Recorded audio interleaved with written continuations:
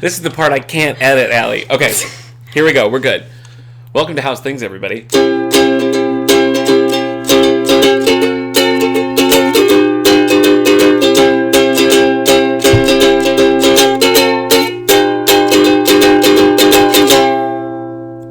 Thanks for tuning into How's Things, the podcast and radio show from the David A. Howe Public Library, recorded right here in Wellsville, New York. I'm Alice Oseman. I'm Nick Gunning. Allie, how are you? I'm pretty good. I'm so hungry. I'm just going to tell you right off the bat because I feel like it's going to affect my performance today. You start acting a little hangry. Yes, it was just one of those days where I was like, yeah, I'll eat in a minute, and I just never did. Does that ever happen to you? No, because... Oh, okay. Not usually. Okay. Occasionally it'll happen. Yeah. But usually what happens is it'll be like 10:30 a.m., and Amanda and I will be down in our offices, and we'll be like, we're both ready for lunch right now. With David A. Meow.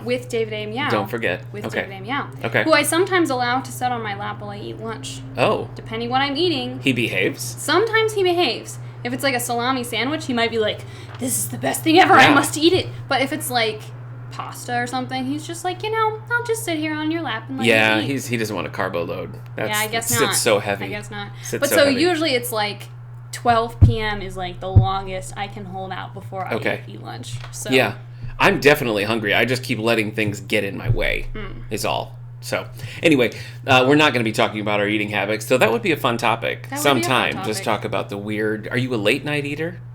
I'm an every time of day all the eater. time. I have a pretty high metabolism, so I'm just like hungry a lot. Oh, okay. It's like I'll be full, and in 20 minutes I'll be like, I'm hungry again now. Gosh, this is an informative episode. But we're not talking about that. We're talking about Alice Oseman, which I feel like we've been meaning to talk about for months at this point. It does kind of seem that way. And much like my lunch, things keep getting in the way. We keep going. Like my interview with Mike Vosberg. What am I gonna, that's a good thing. Am I going to not interview Mike Vosberg? No, absolutely. I have to. All right. So we're going to talk about that a little bit later. Right now, let's open up our books and see where our bookmarks are at. Allie, what have you been reading since last we chatted? Okay, so I think I mentioned before that I was reading Bleak House by Charles Dickens. Yes. Book group. Which I finished. Oh, you did? I did. Wow. Yeah. Okay. That's most of the summer, but we finished. Yeah. Now, was this a great illustrated classic? No. Or just this is thing? The real deal. Unabridged. Okay. Yes, unabridged. So, and I was having a hard time keeping up, so I found an audiobook on LibriVox, which is like a public domain. Yeah, Mm-hmm. I use that. And sometimes the recordings are like not the best quality. Yeah. Not to throw shade here. Yeah. But the one I found for that was actually really good quality. Mm-hmm. The sound quality was good. The reader did like lots of fun voices that were really distinct. So I thought that was a lot of fun, and it helped me. I was doing dishes and cleaning my room, and I was like, I can keep up. That's me and David Copperfield. I mean, I am still listening, and I'm listening to a LibriVox audiobook, and I have the book, But same thing. The reader's really solid, the recording's good. I think we've talked about this before, but the one I did on LibriVox that was most fun was Island of Dr. Moreau, and it was a different reader, like for every chapter. And that's such an off-putting book anyway, that just added an element to it. So I don't know if that was intentional or not, but the finished product I thought works really well. That's really cool. Yeah. Okay, so Bleak House. Done. I'm still continuing my year-long binge read through Louise Penny. Yeah. Yes. Okay. Yes. I'm doing that. Let's see. What else have I recently been reading? Some Alice Oseman stuff, but we'll talk about that later. We will. Yeah, save it. Save it, sister. The Jason Aaron's The Mighty Thor run. Yeah, I'm reading that. For that book club. Mm-hmm. Yes, we did the library. We're doing the monthly Discord book club, so it's just online only, digital only. So no matter where you are, you can book club with us. So far, we've done Batman, but we did Batman Year One. We did Ms. Marvel. We did Doctor Strange, and just recently we did Thor. We did Thor, yes. And I think it's been really fun so far. Yeah. I like the excuse to be like, oh yeah, I have to read this comic book for work. I have to go see the new Thor movie for work. For work, yeah. Exactly. Write that off. So, hey, you know what? What did you think of the new Thor movie? Because we haven't really talked about this in detail. That's true, we haven't. I liked the new Thor movie. I loved it, and I didn't have high expectations. So I was really pleasantly surprised, But I was 100% in. What did you like about it? I thought the storyline worked pretty well. I liked that it wasn't... I feel like some of the movies Marvel's put out lately have been, like, behemoth kind of movies. Mm-hmm. And I liked that it was just like, here we go, we get in, we tell a story, we get out. I loved having Natalie Portman as the Mighty Thor. She was good. She was good. Yep. I thought that was really fun. Yep.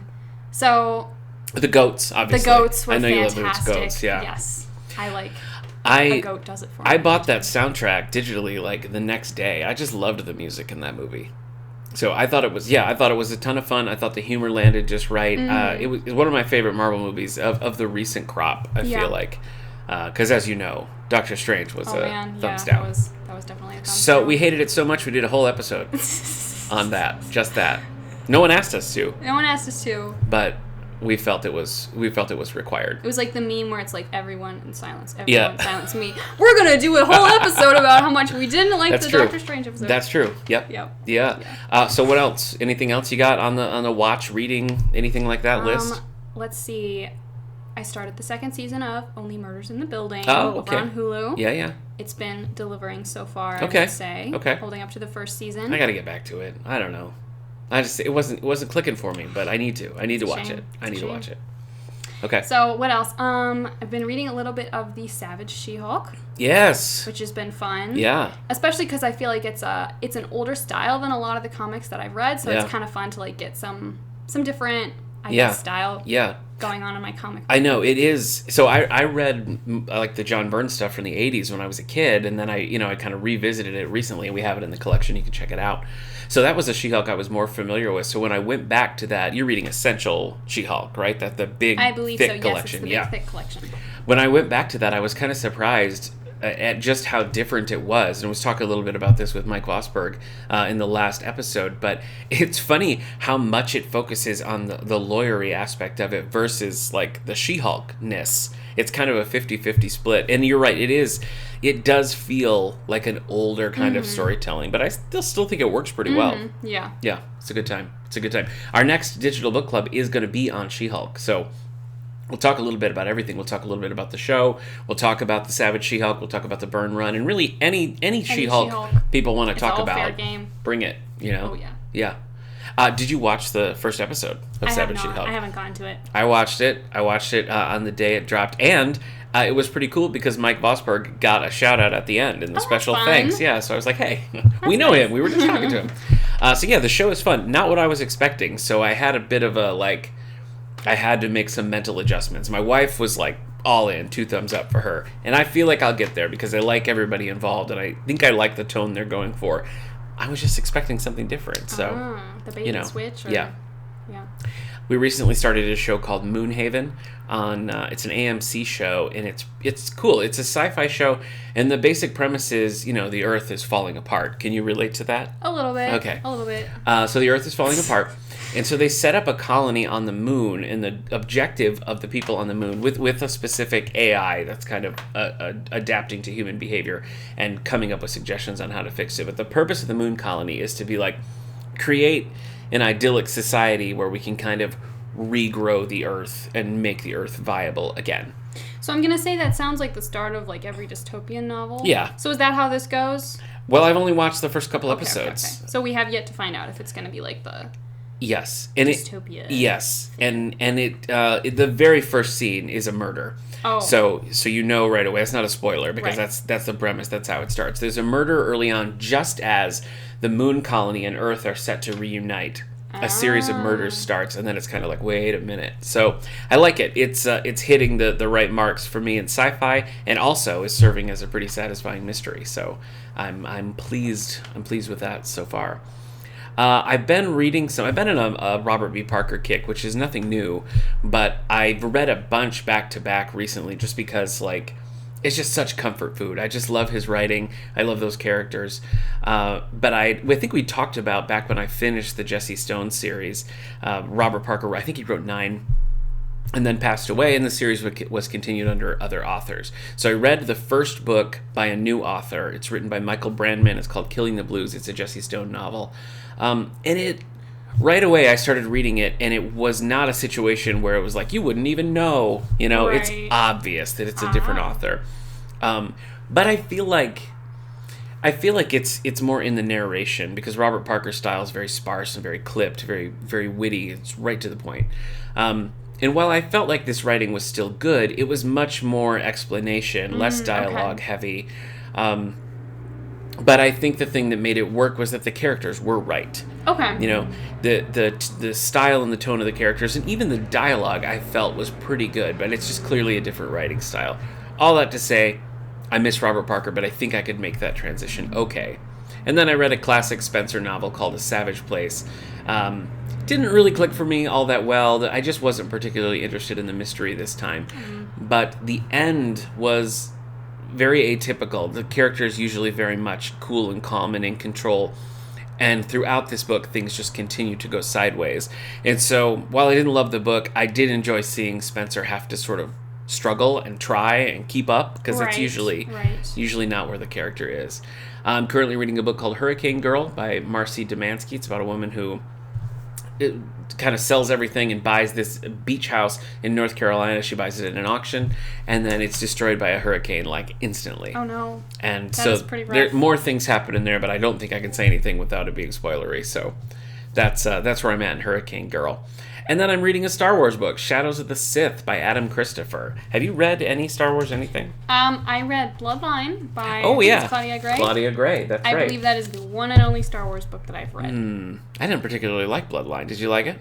I thought it was pretty fine. Yeah.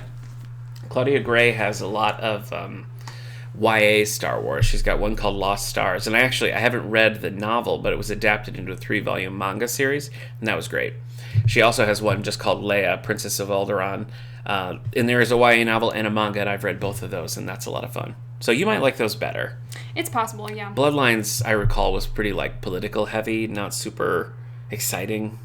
Well, but, like, I think the reason I read it is that I'd been complaining about how Leia is often a bit underserved in the movies. Yes. And my fiance was like, do I have a book for you that's all about Leia? And I was like, all right, I'll read it. Give it to me. Yeah. So, and, like, I thought it delivered pretty well on that regard. So I was like, all right, I'll take it. It's a decent representation of Leia. I just didn't feel it particularly was all that interesting. It didn't really stick with me. Well, and I've heard good things about the Leia book. My brother read it, and I think he liked it, other than he said there was a little just more romance than he thought was necessary for the story. Yeah, I mean, it does sort of shoehorn in some classic YA romance, but I don't know. I mean, I guess I was expecting that, so. That's fair, and I feel like at this point, my brother probably should expect this, and he maybe does, but that doesn't mean he's not disappointed. Yeah. Which I can respect. Yeah.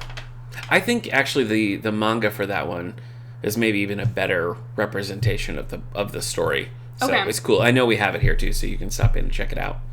Anything else for the good of bookmark? Not that I can think of. Okay.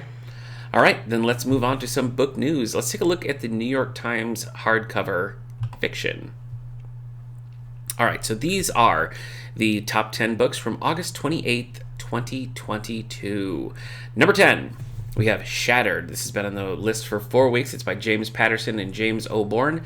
This is part of the Michael Bennett series. This is a cheesy series. It's a corny series. I've read at least one, maybe two. It's very, like, Sound of Music-y. I don't know. The guy is like an FBI agent, and he has like 10 kids, and like a governess or a nanny comes to like help take care of the kids, and of course they fall in love. So it just feels like...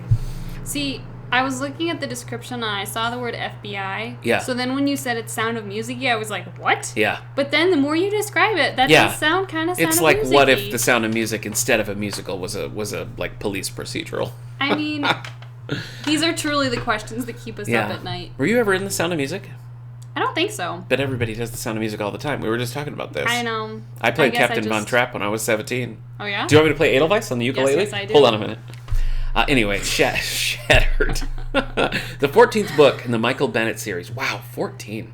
When an FBI abduction specialist disappears.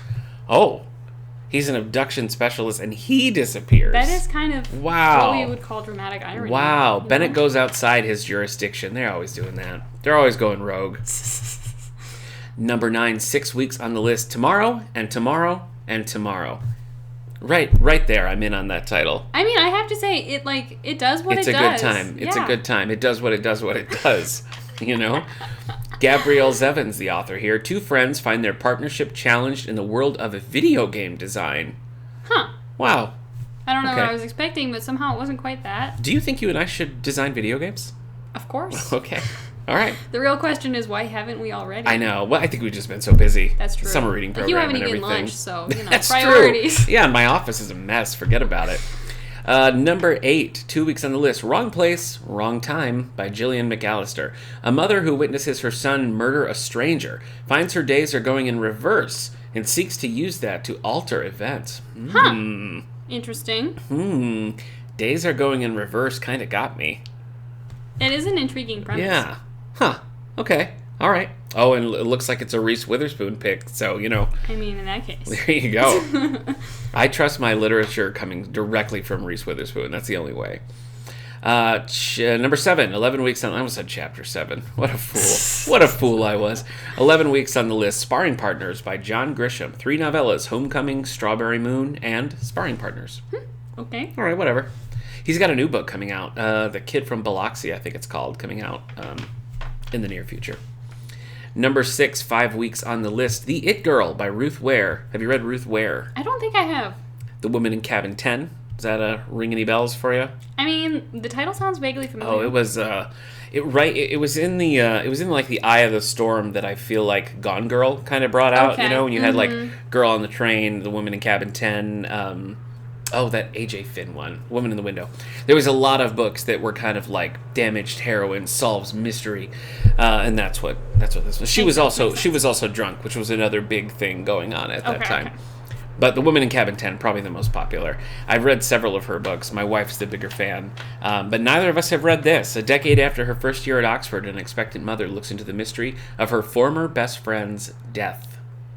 I mean, it has Oxford, so like that already, like that gives you bonus points. If Oxford features in your book anywhere, you get some points in my book. Okay. Yeah. All right. Yeah. Number 5, 9 weeks on the list, The Hotel Nantucket. The new general manager of a hotel far from its Gilded Age heyday deals with the complicated past of her guests and staff. Okay. I mean, whatever. That sounds more like a TV show. It's like, like Fantasy Island or something where it's like, oh, it's a new group of people. Let's solve their problems.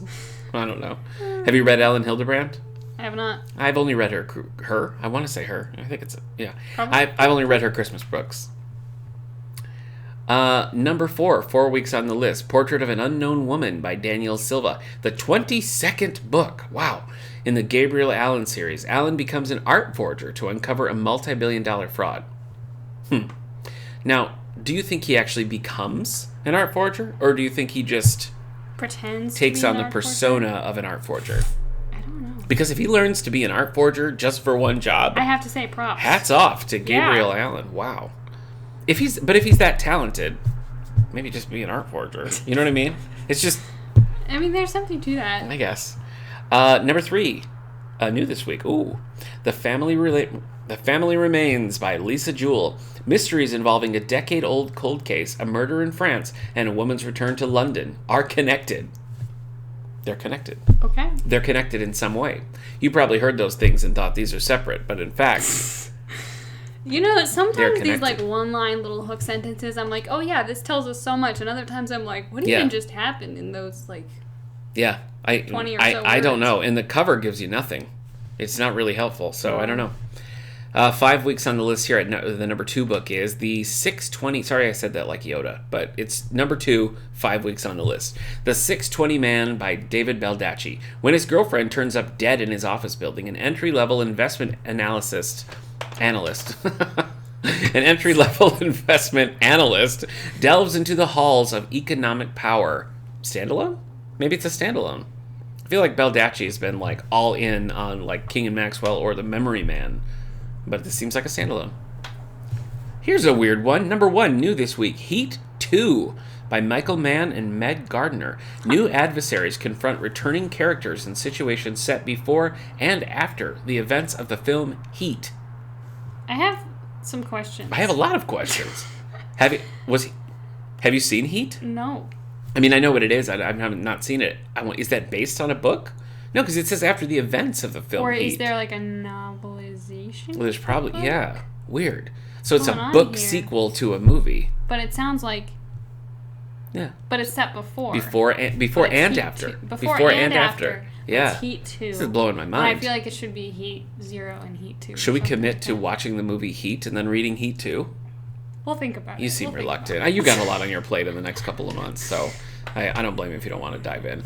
Shall we get to our Woman of the Hour with Alice Oseman? Are you ready? We're ready. Let's do it.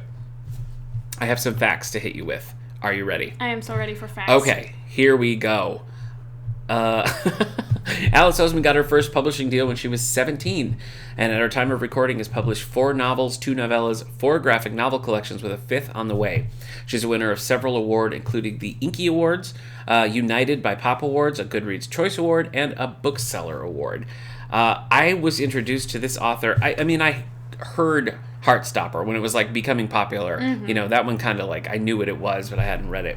But I don't think I ever really like thought about it until we were talking about Loveless when it was on the YA bestseller list. Yes. And Loveless was the first and only, at this point, novel of hers that I've read. But I'm all the way caught up on Heartstopper, both the print versions and what's available on Webtoon as well. What about you? Where did this author first pop into your... So, I think at some point I'd seen Loveless like on a Kirkus Reviews or something just as I was flipping through.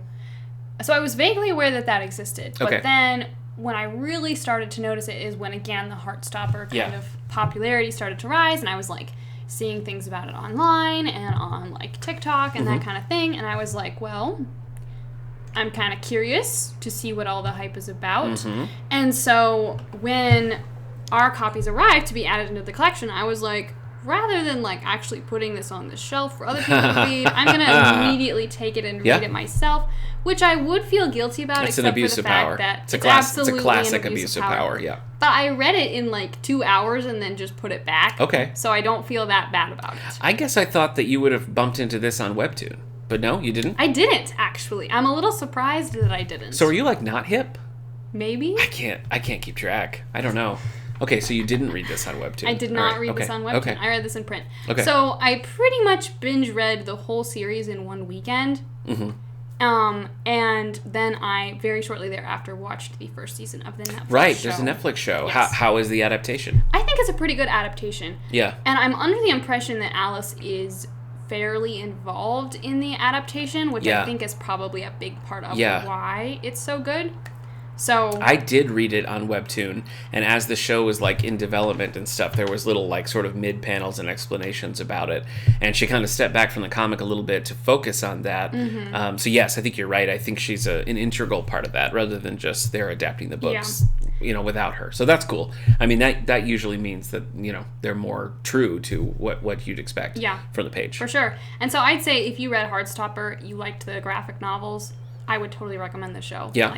Okay. I think you'll probably like that as well. Casting all seem right to you? I thought the casting was pretty good, yeah. Sometimes that kills it. Like if you've got a different thing in your mind and then you watch it. There was like 1 or 2 castings that I was like, huh. But then I watched it and I was like, okay, this works. This works. Not relevant to our topic, but they cast Captain Kirk in Star Trek Strange New Worlds. The worst casting I've ever seen in my life. Can't get over it. Still not over it. Won't get over it. And that's our hot take for the day. Nick weighs in on Star Trek casting. That's a clickbait title that we're going to put out there. When I first started reading this, it reminded me of another webtoon that I'd read that we talked about in our webtoon episode, and that was Check Please. And it only very basically, the premises sort of are similar, where that one's hockey based instead of, what are they playing here? Rugby. But it was kind of like there's the cool athletic guy and like the nerdy guy who's not really athletic, and they're on the team together, and that's sort of how their relationship developed. Check Please sets up in a similar way. So I was kind of like, hey, I guess I'm reading a lot of like sports themed romances for whatever reason. If the shoe fits. But I don't know that I would have responded as strongly to the comic had I read it in print versus the webtoon. But I don't know what it is, but it's just written in such a way that it's just like, yeah, I can do another one. Exactly. Let's do one more. Well, look how close we are to the end. Let's keep going, And that is kind of how I read it. I did do it in a couple different settings, and I kind of like tracked it on Goodreads using what's collected in the hardcovers to guide it. But yeah, I don't know. Of all the webtoons that I read for our episode and have continued to read since, I don't know that I was as hooked on one as I was on Heartstopper. It is pretty addicting. It is. I don't understand exactly how, but it's incredibly addicting. It's funny, too, because I think it's because of format. I think I would have had a totally different experience reading it in print. But when you really break it down and you look at like what happens in the series, it has glacial pacing. I mean, it has like 1970s soap opera pacing where it's like it feels like one scene lasts for several weeks. Because it's really just kind of like this slow slide in their relationship as it like progresses and grows more and more. But until you get like to the ending sections, there's really not a whole lot of like, this is a big ongoing plot. Right. You know? But it just works. And like, I don't say that as a dig. I say that as like, I'm impressed that like the strength of the characters managed to hold my interest just kind of watching these two sort of fritter away their days. Yeah. You know? Well, and I think that's some of the appeal too, is that like, it's not that there aren't hard and bad things that happen in the story. Oh, for sure. There for sure yes, are. Yes. But overall, it's just really sweet and wholesome and kind of uplifting. Yeah. And it has a lot of just like them spending time with their friends and with the one character's dog who's really cute. And it's like, you know, I don't know, just like, it just gives you warm, happy feelings. And who doesn't want that? Well, it's funny because, I mean, typically I get a little impatient when I'm like, okay, well, let's have some plot movement here. And in this one, it was like the opposite, because you're right. There's definitely some heavy topics covered, mental health issues that are covered. And when those came up, I was kind of like, well, can't we just like have fun? Can't this just be like nice? Can we go back to just like, you know, is he going to tell his dad kind of stuff, you know? So just funny. Just hit me in a different way. Cracked me up. That is really funny. I will say, you've read more of her novels than I have, like her print, like prose. Loveless is the only one that I read. But I did sort of feel like the strength of the pace in Heartstoppers was maybe a weakness in Loveless, because I felt like the similar thing is kind of true. Like, there aren't a lot of, like, huge events that move the Loveless plot forward. It's more about the main character sort of figuring herself out, which is, you know, there's a ton of value in that. And I think, you know, what it does to talk about, you know, the differences in people, I feel like it is really valuable. However, I did feel like I was ready to move on, you know, a time or two in there. What did you think of Loveless? Overall, I enjoyed it. Yeah. I do think it could have benefited from being a little bit shorter. And I think it's hard with that kind of book where it's like the story is kind of the main character's self-discovery and realization and that kind of thing. Because going into it, I was like, on page 1, I know that this character is Aro Ace. Yes, right. And when it's like halfway through the book and she still doesn't know, I'm kind of like, girl, get with it. Exactly. But like, I think some of that is just, I don't know, an effect of the type of book itself that it is. So, but I thought the characters were pretty fun. I think I found the secondary characters more kind of interesting and enjoyable than the main character, who was a little bit, like, she was a very nice person and good friend, but like a little bit bland, I guess.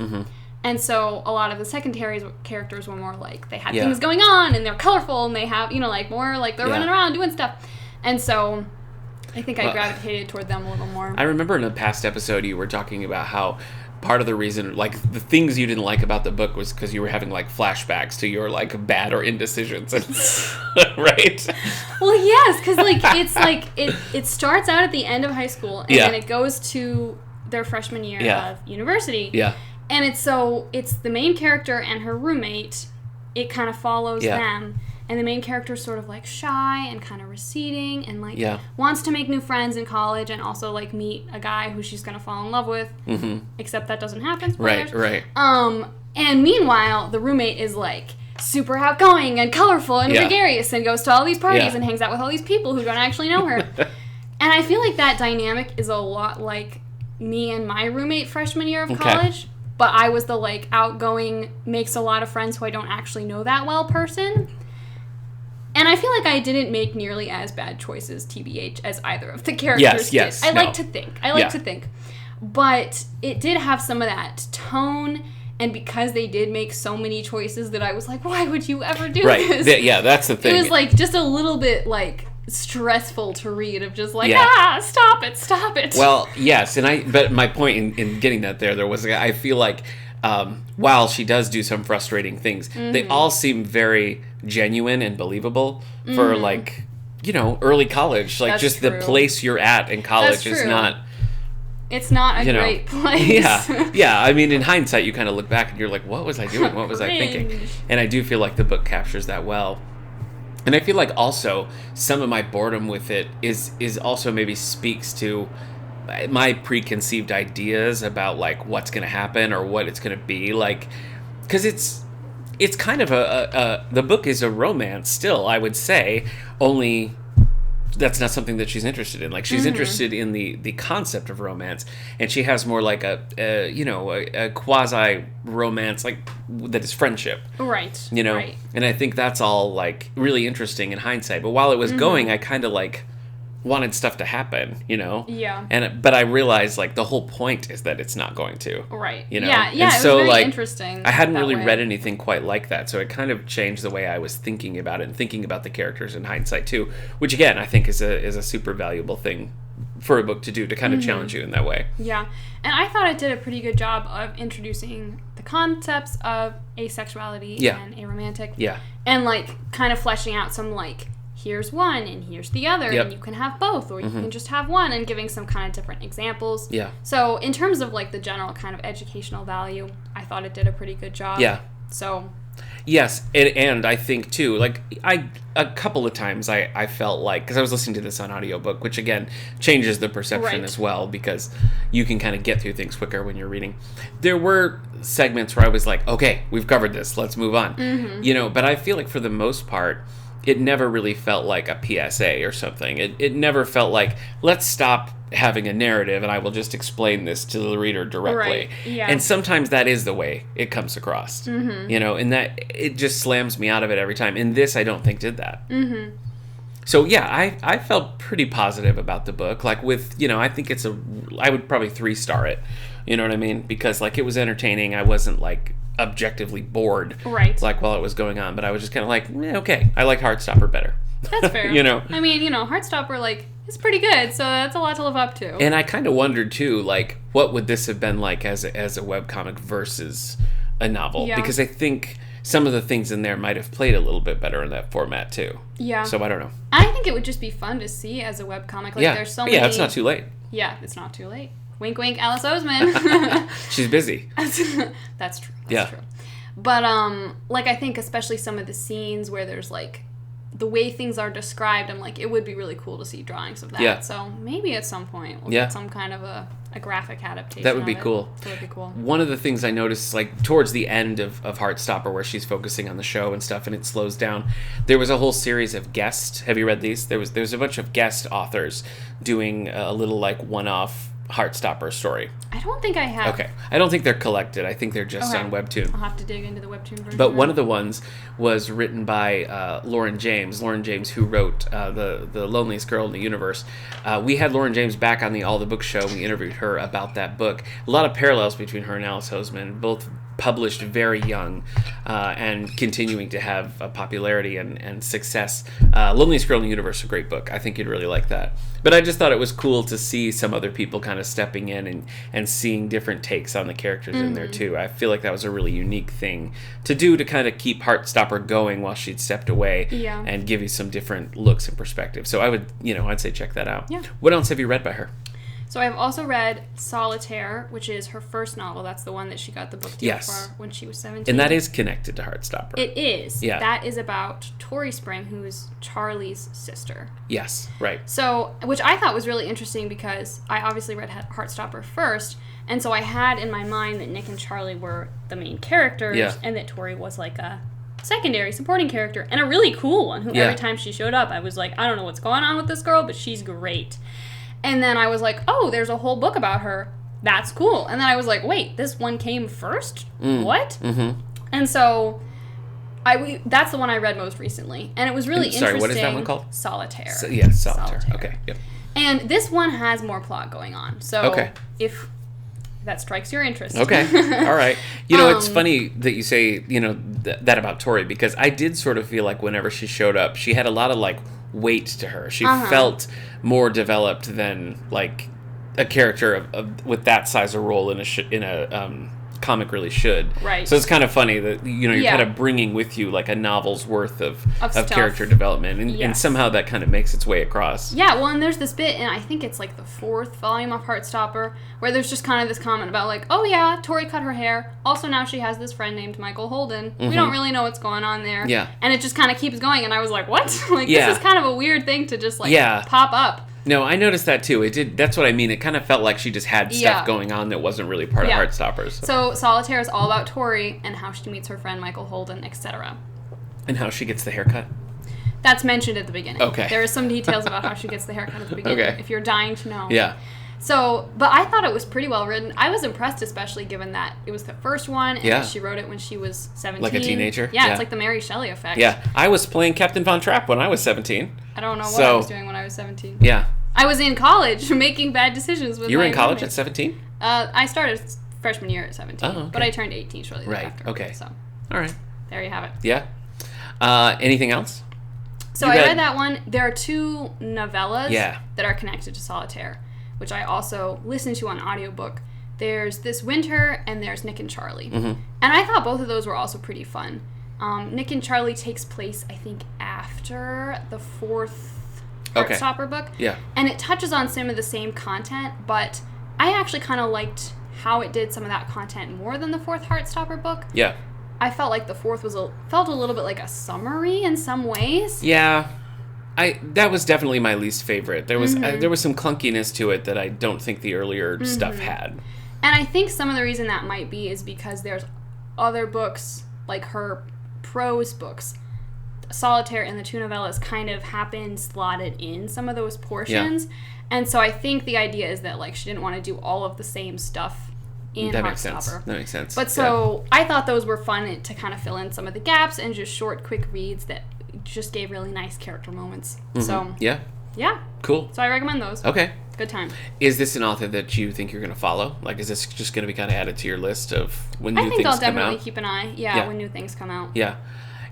Like I said, I liked what I've done. I'm eager to see how Heartstopper resolves. I would definitely be more interested in like her adapting some of her existing work to the graphic novel format, because I really think that's such a strength. Just the way Heartstopper moves is really impressive. So I'd love to see some more of that. We have pretty much everything here in our collection, so if you haven't read Heartstopper, you can come check it out here. And plus, we have for other novels and things, and a lot of them are available through Libby. If you have that app, you can check them out that way, either in print or audio. Any final thoughts on Alice Oseman? 2 thumbs up. Just 2 thumbs up. Okay. All right. Well, let's see. We've got lots of things coming up. As we mentioned, we're going to be doing the Discord Book Club in September, where we're going to be talking about She-Hulk. Date TBD, right? We had to kind of push the Thor one back, so our regular slot isn't going to work. So we'll be putting that out on the library social media as well as in the library Discord. If you want to join the library Discord, you can just send us a note on Facebook or Twitter. We're at Twitter at All the Book Show. You can find us here. Let us know. We'll get you a link out there. But that continues to grow, and it's just kind of fun, like little comments and the community that's growing on the library Discord. So that's a I really enjoy that. I do too. That's a fun. You can see my random memes and get to know you. That's questions right. Lots on of the pictures. Discord. Lots of pictures of David A. So Meow many pictures on there. of David He's got A. his own little like subsection. Oh yeah. So if you're only here for David A. Meow content, may I suggest the Discord. Elsewhere on the internet, the podcast has its own YouTube channel, which is still under the All the Book Show title. And we just recently uploaded all of the past episodes of the All the Book Show. So all like 300 of those are now available to watch there. A lot of them are full videos, so you can check that out on YouTube. And we're continuing to update and upload past episodes of Howe's Things. So that's going to be, the main home for all of the library podcast past. So if you're not following that page, go find that. We'll put it out again on social media, but that's there. And, take a minute to rate and view the podcast anywhere you can.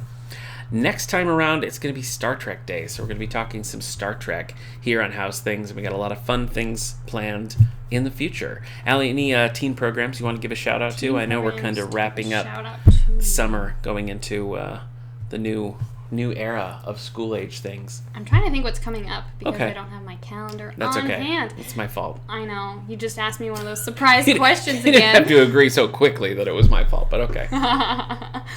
But most Mondays and Wednesdays we'll have some kind of craft or something going on at 3:30 after school. Yeah. That kind of thing. So come by and we'll usually have some kind of something going on. That's right. And Teen Programs has their own Instagram account as well. And that's, what is that? It's DAHPL Teens. Dapple Teens. Yes. Okay. Well, that's going to do it for this week's episode of House Things. Thanks for tuning in. Allie, I think I'm going to go get some lunch. That sounds like a really good idea. All right. Yeah. We'll see you next time, everybody. See, I got to figure out how to play the ending theme. I don't have it. Bye, YouTube. Bye.